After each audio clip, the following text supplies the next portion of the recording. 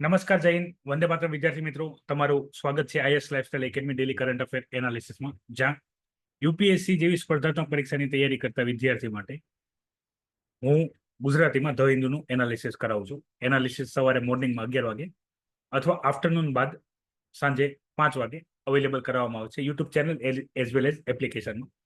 એપ્લિકેશનમાં ફ્રી છે UPSC GPSC બેઝની અંદર. વિદ્યાર્થી મિત્રો, આ એનાલિસિસની નોટિફિકેશન ટેલિગ્રામ અને વોટ્સઅપ ચેનલમાં અવેલેબલ કરવામાં આવે છે. એની લિંક વિડીયોના ડિસ્ક્રિપ્શનમાં આપેલી છે, તો તમે એ ચેનલ જોઈન કરી લેજો. અને એપ્લિકેશનની લિંક એ વિડીયોના ડિસ્ક્રિપ્શનમાં આપેલી છે. અને જો આ માહિતી તમે યુટ્યુબ ચેનલમાં જોઈ રહ્યા છો તો અવશ્ય જે આ ઇન્ફોર્મેશન છે એ ગમે તો એને લાઈક કરજો અને તમારા અન્ય વિદ્યાર્થી મિત્રો જે તૈયારી કરી રહ્યા એની સુધી શેર કરજો. આપણે બહુ ઓછા સમયમાં હું તમારી સાથે જે મહત્વની ન્યૂઝ હોય છે એની ચર્ચા કરું છું, જેથી આખું એનાલિસિસ ડેલી બેઝ ઉપર બહુ ઓછા સમયમાં તમારે સમય બચાવીને તૈયારી થઈ જાય કરંટ અફેરની. અને આ કરંટ અફેરની અંદર દરેક બાબત કવર થઈ જાય એ રીતે હું એનાલિસિસ તમને કરાવું છું. તો વિદ્યાર્થી મિત્રો, આજે આપણે ડિસ્કસ કરવાના છીએ 3 ઓગસ્ટ ધ હિન્દુ એનાલિસિસ. ખાસ વિદ્યાર્થી મિત્રો જે પણ આ નિયમિત રૂપથી ઇન્ફોર્મેશન જોવે છે એ દરેક વિદ્યાર્થી પ્રેઝન્ટ કમેન્ટ કરે કે જેથી ખ્યાલ આવે કેટલા વિદ્યાર્થી આની રેગ્યુલરલી બેનિફિટ લઈ રહ્યા છે, અને અન્ય વિદ્યાર્થી મિત્રો સાથે શેર કરવા નમ્ર વિનંતી. તો વિદ્યાર્થી મિત્રો, Indian polity most MP topic. તો એની અંદરથી લઈને કરંટ અફેરમાં કોઈ પણ ટોપિક ચાલતા હોય તો એનાથી લઈને સીધા પ્રિલિમ્સના ક્વેશ્ચન બનતા હોય છે. ઘણી બધી નાની બાબત હોય તો પ્રિલિમ્સના ક્વેશ્ચન બનશે, કોઈ મોટી બાબત હશે તો મેન્સના ક્વેશ્ચન બનશે. તો અહીંયા વાત કરવામાં આવી છે પ્રિવિલેજ મોશનની. મોસ્ટ એમ્પી છે પ્રિવિલેજ મોશન શું હોય છે અને અત્યારે કોની અગેન્સ્ટ લાવવાની વાત ચાલે છે. તો પ્રિવિલેજ મોશન એવા મંત્રીઓ વિરુદ્ધ લાવવામાં આવે છે સંસદમાં જે મિસલીડિંગ મતલબ ખોટી માહિતી રજૂ કરે અથવા ગેરમાર્ગે દોરે, તો એ લાવવાનું હોય છે. પછી અહીંયા અમિત શાહને દોષી સાબિત કરશે ને એવું નથી. પ્રિવિલેજ મોશનની અંદર બેઝિકલી વિશેષ અધિકાર સંસદ અને સંસદની અંદર ખાસ કરીને લોકસભા હોય તો સ્પીકર, રાજ્યસભા હોય તો ચેરમેન. તો અહીંયા રાજ્યસભાની વાત છે. રાજ્યસભાની અંદર જે એમના ચેરપર્સન છે, જે વાઇસ પ્રેસિડેન્ટ છે ધનખડજી, તો એને રિક્વેસ્ટ કરી છે કોંગ્રેસ પાર્ટી મતલબ ઓપોઝિશન કે ભાઈ એમના વિરુદ્ધ પ્રિવિલેજ મોશન લાવવામાં આવે ખોટી માહિતીને લઈને. અને કોલિંગ અટેન્શન મોશન. તો આની અંદર બેઝિકલી મંત્રી પાસે કોઈ પણ વાક્યનું આપણે શું કરી શકીએ છીએ, ઇન્ફોર્મેશન માંગી શકીએ છીએ અને એના બીહાફમાં પ્રિવિલેજ મોશન મતલબ એના દ્વારા માહિતી ખોટી આપવામાં આવે છે. એ રીતની અહીંયા બાબત હાઇલાઇટ કરેલી છે. હવે આપણને આ અમિત શાહ, કોંગ્રેસ એ બધું નહીં પૂછાય, આપણને પૂછાશે પ્રિવિલેજ મોશન્સ કોને કહેવાય, કોલિંગ અટેન્શન મોશન કોને કહેવાય, થેન્ક્સ મોશન કોને કહેવાય, ડિલીટન મોશન કોને કહેવાય. તો motion is a most IMP topic of GS paper 2 polity and specially part 5 parliament and parliamentary motions. પછી પ્રિવિલેજ કમિટી. તો દરેક માહિતી અહીંયાથી કવર થશે.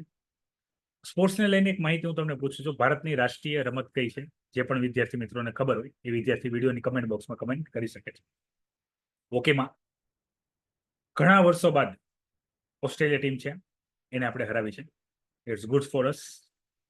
હમણાં બજેટ આવેલું હતું લાસ્ટ ટાઈમ, આપણે લાસ્ટ મતલબ મંથમાં 23-24 બજેટ અને બજેટના પ્રાવધાન ઇકોનોમિક સર્વે ઓફ ઇન્ડિયા એની બધી ડિસ્કશન કરી છે. તો અહીંયા એક ઇન્ફોર્મેશન આપેલી છે જે આપણા માટે બહુ સારી છે. તમે યર ઓન યર જો તો tax payer, number of tax payer એટલે આઈટીઆર મતલબમાં એક વ્યક્તિ અથવા કંપની જે પણ આઈટીઆર ફાઇલ કરે છે એ કોમ્બોમાં, તો એની સંખ્યા વધતી જાય છે. જે આપણે એપ્રોક્સિમેટ 5 લાખની આજુબાજુ આપણે હતા, 5.78 કરોડની આજુબાજુ જે હતા એ અત્યારે આપણે 7.29 કરોડ સુધી આરટીઆર ફાઇલ કરવા વાળા થઈ ગયા છે. અને આનો અંદાજો તમે એવું લાગો કે આમાં ખાલી જે સેલરીડ પર્સન મતલબ અમુકની સેલરી નાની છે, સરકારે જે ટેક્સ સ્લેબમાં છૂટછાટ આપી છે, ટેક્સ સ્લેબની ચર્ચા આપણે ઓલરેડી કરી શકીએ છીએ. એની સિવાયના જે લોકો છે જે ટેક્સ સ્લેબની બહાર છે, મતલબ જેમાં ટેક્સ નથી લાગતો, 3 લાખ સુધી જે ટેક્સ નથી લાગતો, અને એની ઉપરના લોકો જે હશે તો એને મિનિમમ 1000 રૂપિયાથી લઈને પ્રોગ્રેસિવ ટેક્સ, ડાયરેક્ટ ટેક્સને પ્રોગ્રેસિવ ટેક્સ ગણવામાં આવે છે. તો એની અંદર સરકારને બહુ બેનિફિટ થશે. આનાથી આપણી ઇકોનોમી સ્ટ્રોંગ છે એ બતાવે છે. આરટીઆઈ ફાઇલ કરવા વાળા લોકો વધે છે, મતલબ લોકોની ઇન્કમ વધે છે. અહીંયા લોકો અને કંપનીની ઇન્ડિવિજ્યુઅલ ઇન્કમની વાત છે, પર કેપિટા ઇન્કમની વાત નથી. પ્લસ આનાથી શું થશે કે ભાઈ જેટલા ટેક્સ પેયર વધે ભારતની અંદર એટલા સરકારને જે ટેક્સ સ્લેબમાં વધારો કરવો પડે એ ના કરવો પડે, કારણ કે ટેક્સ પે કરવા વાળા લોકો વધી જાય. અને આપણે ઓલરેડી એમના જોયા છે કે સરકારે જે જીએસટી ટેક્સ કલેક્શન છે એમાં સારી રેવન્યુ કરી છે. હવે પર્સનલ ડાયરેક્ટ ટેક્સ છે એમાં પણ સરકાર સારી એવી ટેક્સ કલેક્શન કરશે. તો ભવિષ્યમાં બની શકે સરકાર હજી છૂટછાટ આપે, જે અત્યારે અપર 75,000 ટેક્સ રિડક્શન ડાયરેક્ટ આપેલું છે એમાં હજી વધારો કરી શકે છે. તો આનાથી જે ટેક્સ પેયર લોકો હોય છે એને ખુશી થતી હોય છે કે સરકાર ડાયરેક્ટલી પૈસા ન આપે, ડાયરેક્ટ બેનિફિટ ટ્રાન્સફર, તો એટલીસ્ટ જે અમે ટેક્સ ભરીએ છીએ એમાં તો કંઈક સરળતા કરે એ રીતે. તો સરકાર એનો ટેક્સનો જે દાયરો છે એ ચેન્જ કરી શકે છે.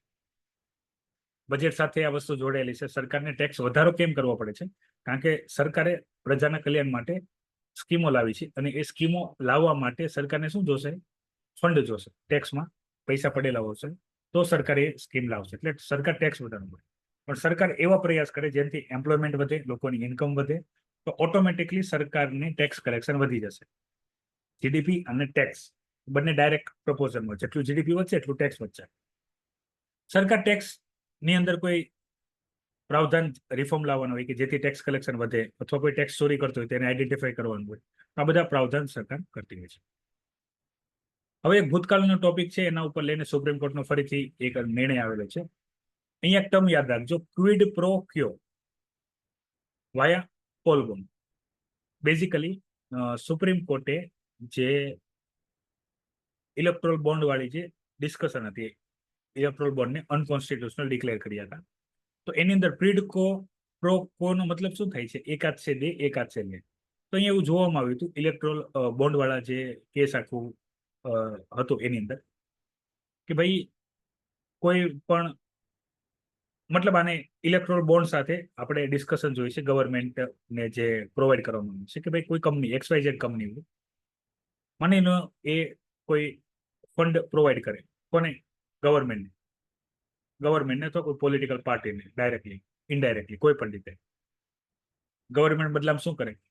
એ કંપનીને લાભ થાય એવી પોલિસી બનાવે, અથવા એ કંપનીને કોઈ ટેન્ડર આપે, અથવા કંપની ઉપર કોઈ એલિગેશન લાગેલા હોય તો હટાવી દે, એ કંપનીના ટેક્સ માફ કરી દે. તો આ ટાઈપની જે ઘટનાઓ છે એને શું કહેવાય કે ભાઈ સરકાર એક હાથથી લે છે અને એક હાથથી એમને કંઈક બેનિફિટ થાય એવું દે છે. તો બેઝિકલી ગવર્મેન્ટ જે પ્રજા કલ્યાણના હિતમાં કામ કરવું જોઈએ એ નથી કરી રહી. તો આના માટે એક SIT સ્પેશિયલ ઇન્વેસ્ટિગેશન ટીમ જે છે એની ફોર્મેશન કરવાની વાત કરવામાં આવી હતી. આ ફોર્મેશનમાં બેઝિકલી કરવાનું શું હતું કે ભાઈ આવા કોઈ પણ પ્રકારના હોય, અહીંયા ઇલેક્ટ્રોલ બોન્ડની વાત છે. ઇલેક્ટ્રોલ બોન્ડ શું છે હમણાં ડિટેલમાં સમજાવું છું, પણ અત્યારે એવું સમજો કે આવી કોઈ પણ કંપની હોય કે જેને ઇલેક્ટ્રોલ બોન્ડના માધ્યમથી ગવર્મેન્ટના લોકો કે કોઈ પોલિટિકલ પાર્ટીને ફંડિંગ કરીને કે બેનિફિટ લીધા હોય એનું નિષ્પક્ષ જાંચ કરે, અને જે લોકો આમાં દોષી હોય, જવાબદાર હોય, એને હાજર કરે. હવે આખી ઘટના સમજો ઇલેક્ટ્રોલ બોન્ડના માધ્યમથી. ઇલેક્ટ્રોલ બોન્ડ છે શું, કઈ રીતે કામ કરે છે એની માહિતી જોઈ લઈએ આપણે. તો ઇલેક્ટ્રોલ બોન્ડ જે છે એ વર્ષ 2017 અને 18માં લાવવામાં આવ્યું હતું. આનો બેઝિક પર્પઝ શું હતો કે ભાઈ પોલિટિકલ પાર્ટી જે છે એને ફંડિંગ કરતા હોય તો એને ફંડિંગ થાય અને દરેકને બેનિફિટ થાય. પોલિટિકલ પાર્ટીને ફંડિંગ થાય તો એને પણ બેનિફિટ થાય જે ઇલેક્શન લડવામાં યુઝ કરતી હોય, અને વ્યક્તિ કે જે પોલિટિકલ પાર્ટીને ઇલેક્ટ્રોલ બોન્ડના માધ્યમથી ફંડિંગ કરે તો એને પણ ટેક્સ છૂટછાટ મળે. તો એ વ્યવસ્થા કરી હતી. ટ્રાન્સપરન્સી વધારવા માટે, એકાઉન્ટેબિલિટી વધારવા માટે અમે લાવ્યા છીએ એવું હતું. યાદ રાખજો, ઇલેક્ટ્રોલ બોન્ડ છે એ પ્રોમિસરી નોટ્સ છે. પ્રોમિસરી નોટ્સ મતલબ એમાં કોઈ પણ પ્રકારના ઇન્ટરેસ્ટ ના મળે, મતલબ જે પૈસા હોય બોન્ડ ઉપર એ જ પૈસા ની ખાલી લેનદેન. તો આ કોણ આપી શકે છે? તો ભારતનો દરેક નાગરિક અથવા કંપની, રેસિડેન્ટ, નોન રેસિડેન્ટ, બધા ઇલેક્ટ્રોલ બોન્ડ KYC કરીને ફંડિંગ કરી. KYC ની લિમિટ છે, એ લિમિટની બહાર. હવે ઇલેક્ટ્રોલ બોન્ડ જે છે એ 1000, 10,000, લાખ, 10 લાખ, 1 કરોડના ગુણાકારમાં આપશે. દાખલા તરીકે તમારે 5,000 આપવા હોય તો 1000 ના 5 લેવાના, બરાબર. પણ તમે 5,500 ના આપી, 5,500 આપી પણ 6,000 આપવું પડે, કારણ કે 1000 ના ગુણાકારમાં રહેશે. હવે આના માટે શું હતું કે એરિયામાં કોઈ એક મેઇન SBI ની બ્રાન્ચ નક્કી કરેલી હશે, એ બ્રાન્ચમાંથી જ તમારે ખરીદવાના રહેશે. આની વેલિડિટી રહેશે 15 દિવસ.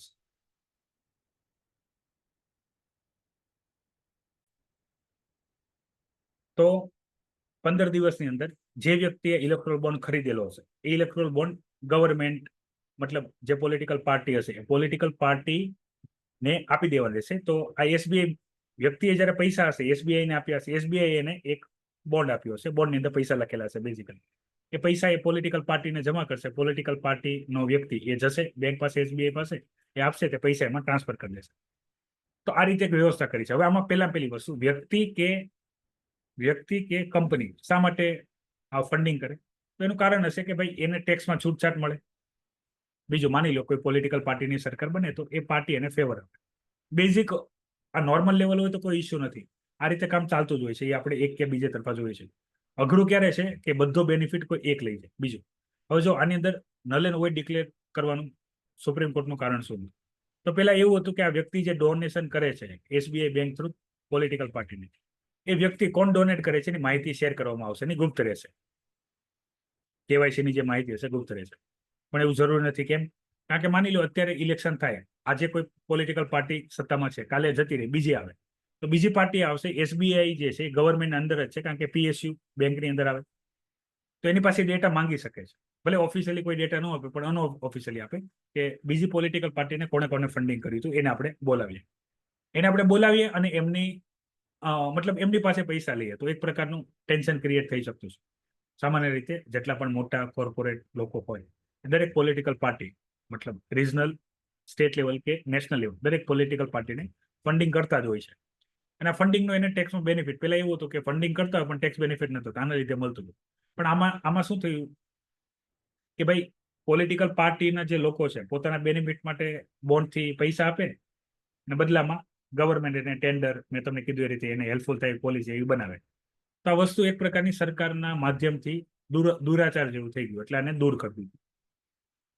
આવું બીજે ક્યાંય ન થાય એની પણ સુપ્રીમ કોર્ટે ટકોર કરી છે કે ભાઈ આવું ક્યાંય બીજે થવું પડે નહીં.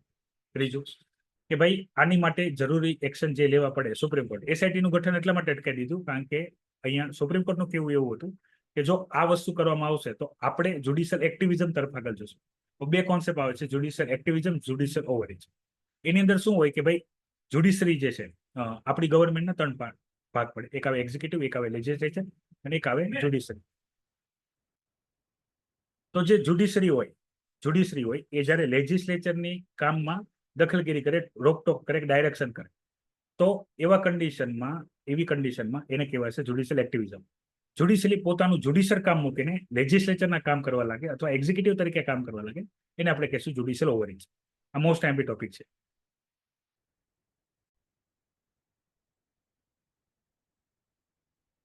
ફરીથી જે વેસ્ટર્ન ઘાટ ઉપર જે પણ મતલબ અર્થક્વેક પ્રોન એરિયા હતા એના માટે થઈને સરકારે નવું નોટિફિકેશન બહાર પાડ્યું છે.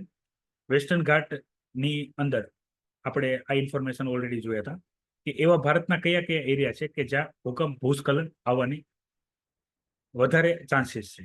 તો તમારી સામે આ જે ઇન્ફોર્મેશન તમે જોવો છો, આ એરિયા મેં તમને વાત કરી હતી, તો જમ્મુ અને લદ્દાખ વાળો એરિયા, ઉત્તરાખંડ વાળો એરિયા, નીચે અહીંયા તમે જોવો તો આખો વેસ્ટર્ન ઘાટ, આખો વેસ્ટર્ન ઘાટ. તો આ બધા એવા ઇકો સેન્સિટિવ ઝોન થઈ જશે કે જ્યાં અર્થક્વેક આવી શકે, ત્યાં ક્લાઉડ બસ થઈ શકે છે, ત્યાં મતલબ ભૂસ્ખલન થઈ શકે છે, કારણ કે હાઈ એલ્ટિટ્યુડે હોય, બહુ વરસાદ પડશે તો એના લીધે જે જમીન હશે પોચી બનશે અને એનો મલબો નીચે સુધી ઉતરી આવશે. તો આનાથી જે નીચાણવાળા એરિયામાં જે લોકો રહેતા હોય અથવા કોઈ કન્સ્ટ્રક્શન કરેલું હોય તો એને નુકસાની થઈ શકે છે. આના માટે થઈને મોસ્ટ એમ્પી જે છે એ છે ગાડગીલ કમિટીના રેકમેન્ડેશન. આના માટે મોસ્ટ એમ્પી છે એ છે ગાડગીલ કમિટીના રેકમેન્ડેશન, જે આપણે લાગુ કરવા જોઈએ એવા એરિયામાં કે જ્યાં આવા ઇકોલોજીકલી જે સેન્સિટિવ એરિયા છે ત્યાં કન્સ્ટ્રક્શન કઈ રીતે કરવા, માઇનિંગ ના કરવું. ઓલરેડી આના ઉપર હું ડિટેલ ઇન્ફોર્મેશન આપી ચૂક્યો છું તમને. વેસ્ટર્ન ઘાટ બેઝિકલી ગુજરાતથી શરૂ થઈને લાસ્ટ કેરેલા સુધી પથરાયેલા છે. તો આખો વેસ્ટર્ન ઘાટ જે ઇકો સેન્સિટિવ ઝોન છે એનું આપણે જતન કરીને એનું આપણે રક્ષણ કરવું જોઈએ. પછી એક ટૂંકમાં માહિતી ખાલી જોઈ લઈએ. એક્સોમ 4 મિશન બનાવવામાં આવ્યું છે, જેની અંદર 4 લોકોને ઇન્ટરનેશનલ સ્પેસ સ્ટેશન છે એની અંદર મોકલવાના છે. એમાંના ભારતના બે, એમાં એક છે શુભાંશુ શુક્લા, ઓકે, જે આ વડીલ છે, અને આ છે બાલાકૃષ્ણ નેર. આ બે વ્યક્તિ આપણે જશે ઇન્ટરનેશનલ સ્પેસ સ્ટેશનમાં. તો જે વિદ્યાર્થીઓને ના ખ્યાલ હોય ઇન્ટરનેશનલ સ્પેસ સ્ટેશન શું છે, તો એમના માટેની માહિતી તમે આ જે ફોટામાં જોવો છો, આ છે ઇન્ટરનેશનલ સ્પેસ સ્ટેશન. બહુ મોટું છે, મતલબ ફોટામાં તમને નાનું લાગતું છે, પણ નાનું નથી, મોટું છે. અને એ કાર્ય આપણે સ્પેસમાં નતા લઈ ગયા, એના અમુક પાર્ટ આપણે સ્પેસમાં લઈ ગયા હતા, પછી આપણે એને જોડી દીધા છે. હવે આની અંદર ટાઈમ ટુ ટાઈમ, મતલબ બધા દેશો માટે કોમન છે અત્યારે, મેન જે દેશો હતા, અને અત્યારે આની અલગ થાય છે બધા. અને હવે દરેક કન્ટ્રી પોતાનું એક સ્પેસ સ્ટેશન બનાવવાના છે, મેન કન્ટ્રી મતલબ. અને આનો ખર્ચો પણ મોંઘો હોય છે. તો આની અંદર આજે બે આપણા ભારતીય છે, EXOM-4 ની અંદર 2 ભારતીય જશે, એનું સિલેક્શન થઈ ગયું છે. હવે બેઝિકલી એની ટ્રેનિંગ થશે, ટ્રેનિંગ થાય પછી એમને ત્યાં મોકલવામાં આવશે ઇન્ટરનેશનલ સ્પેસ સ્ટેશનની અંદર. સ્પેસ રોકેટ હશે, એમાં બેસશે, એમાં જશે એઝ અ ક્રૂ મેમ્બર, અને ત્યાં જઈને રહેશે. તો વિદ્યાર્થી મિત્રો, આ બધી ઇન્ફોર્મેશન જે હતી એ હતી 3 ઓગસ્ટ જો ઇન્ડુ એનાલિસિસની તમામ ઇમ્પોર્ટન્ટ ઇન્ફોર્મેશન. સબ્જેક્ટ વાઇઝ વાત કરીએ તો આ બેઝિકલી સ્પેસ સ્ટેશન વાળું જે છે એ આવશે GS પેપર 3 સાયન્સ એન્ડ ટેકનોલોજીની અંદર, એની અંદર સ્પેસ. તો પ્રિલિમ્સ માટે ક્વેશ્ચન બનશે, મેન્સ માટે જે ક્વેશ્ચન છે એ છે ઇન્ટરનેશનલ સ્પેસ સ્ટેશન, એની બધી બાબત, એની અંદર જોગવાઈ, એની અંદર ખર્ચ, ભવિષ્ય એનું કઈ રીતે રહેશે, કારણ કે અત્યારે દરેક દેશો છે એની સાથે અન્ય ઇસ્યુ છે. તો આજના માટે એટલી જ ઇન્ફોર્મેશન છે. નવી માહિતી સાથે ફરીથી તમારા સમક્ષ હાજર થઈ. ત્યાં સુધી મને રજા આપો. જય હિન્દ, વંદે માતરમ.